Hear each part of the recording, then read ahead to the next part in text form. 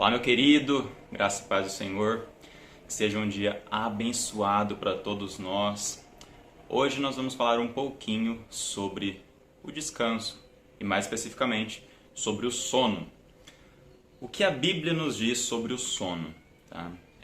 Dentro de todo esse contexto de sono e descanso, eu andei meditando e refletindo bastante a respeito do que representa o sono para nós, seres humanos. E o Senhor tocou no meu coração no que diz respeito a uma das formas do amor de Deus para conosco. O que isso representa, Mateus?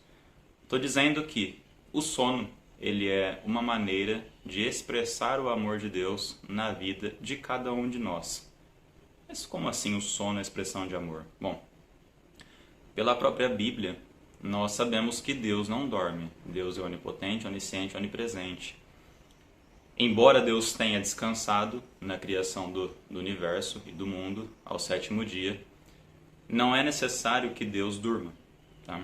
E por que os seres humanos, feitos, criados, à imagem e semelhança de Deus Pai, por que nós precisamos dormir?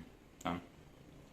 E examinando as Escrituras, examinando a palavra, eu encontrei vários versículos relacionados ao sono, alguns como uma forma de adversão, né? Onde o próprio Deus ele nos adverte sobre os cuidados com o sono, outros a respeito de ensinamentos milenares que vieram de Salomão, e dentre outros tantos. Tá? Hoje eu vou citar 4 versículos aqui para a gente entender um pouquinho o porquê que o sono representa o amor de Deus.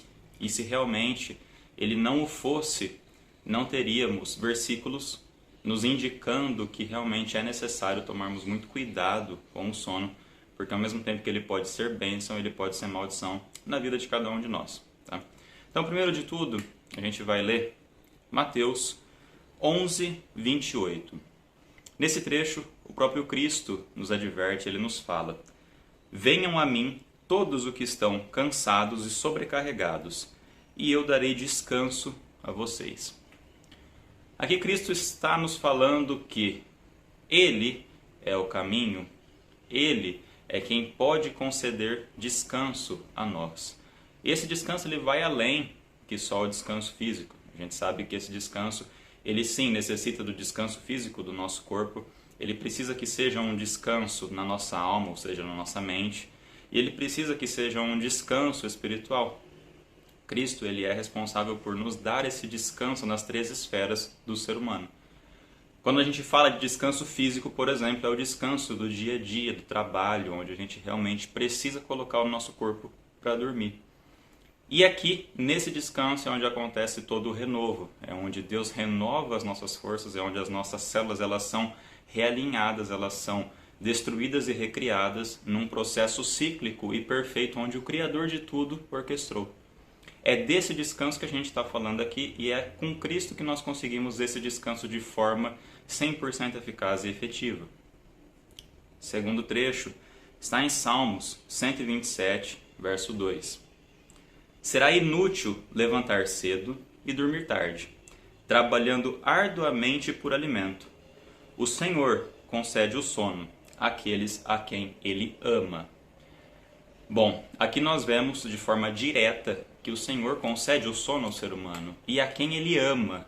Explicitamente Deus está nos dizendo por meio dos Salmos que Ele nos ama como seus filhos, como criaturas feitas por Ele e para Ele, que o amor é a expressão de Deus na nossa vida por meio da obra de Jesus Cristo e além disso, o amor de Deus nos alcança com o sono também, ou seja, lá em Mateus nós vimos que Cristo nos dá o descanso, o renovo físico, espiritual e mental. E aqui em Salmos nós vemos que Deus nos concede o sono, Ele nos dá o sono perfeito, uma vez que Ele nos ama. Então, se Deus não nos amasse como nos ama, naturalmente não teríamos a necessidade de ter o sono como sendo um dos pontos importantes e de falas explícitas na Bíblia. Tá? Então, nesses 2 versículos nós entendemos um pouco a respeito de uma das facetas do amor de Deus sobre os homens. Tá? Naturalmente que, se esse é um ponto importante e que Deus quer que nós tenhamos esse tipo, essa expressão de amor e que ela seja derramada na vida de cada um, nós sabemos que o inimigo, que Satanás, ele vai naturalmente tentar deturpar esse amor de Deus dentro de cada um. E como ele pode fazer isso? De uma forma sutil. Naturalmente, o sono, quando bem dormido, ele nos traz renovo, ele nos traz alegria, ele nos traz vários sentimentos que fazem com que o nosso dia seja um dia realmente positivo, produtivo, por exemplo. E como que Satanás ele pode agir no nosso sono? Né? Como ele pode fazer com que a gente não tenhamos as bênçãos que o sono pode trazer na vida de cada um. Então a gente vai agora para Provérbios. Tá? Provérbios de Salomão, lá no capítulo 6, verso 9. Provérbios 6, 9. Bom, aqui Salomão, e eu vou ler até o verso 11, tá? Que são trechos bem interessantes.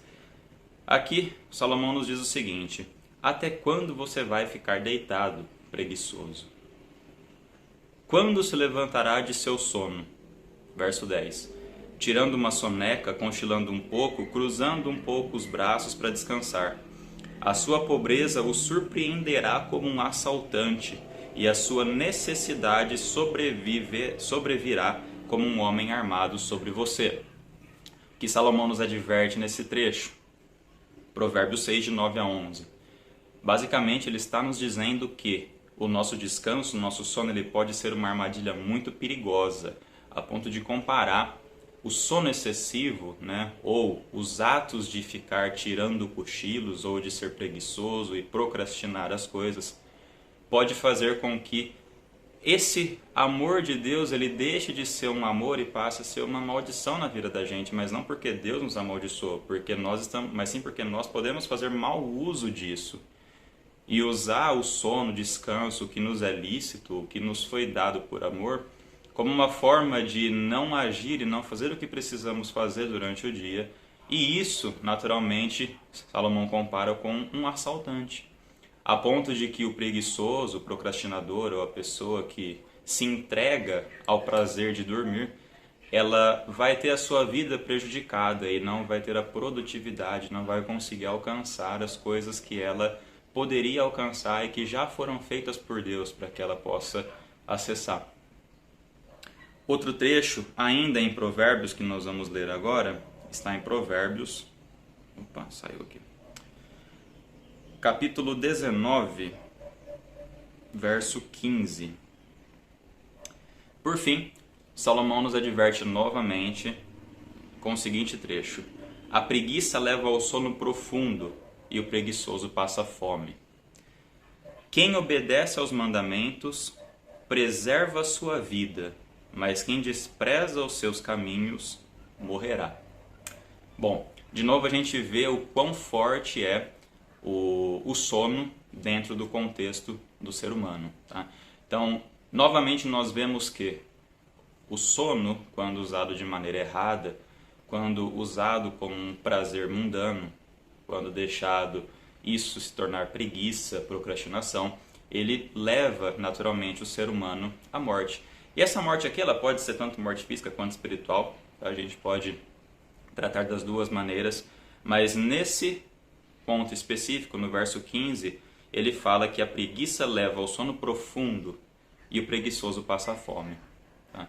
Naturalmente, ele está dizendo que o preguiçoso, que só dorme, que procrastina, que realmente não faz as coisas que precisam ser feitas, ele vai sim passar fome. Ele não vai conseguir tirar o seu sustento do seu trabalho. Afinal, nós precisamos trabalhar para que tenhamos o nosso sustento. E aqui Salomão nos adverte novamente sobre a importância de ter um sono equilibrado, de não ser procrastinador e de realmente aproveitar da bênção do amor de Deus, que é o sono, para que tenhamos renovo, para que tenhamos um sono realmente reparador, para que o nosso dia ele seja produtivo, para fazermos o que Deus nos chamou para fazer, para que cada um possa cumprir o teu chamado de forma eficiente, de forma eficaz, com força e com vigor. Tá? Então, e por fim, nós temos ali quem obedece aos mandamentos preserva a sua vida. Naturalmente, se nós estamos obedecendo a palavra de Deus, nós estamos sim preservando a vida que nos foi dada por Ele mesmo.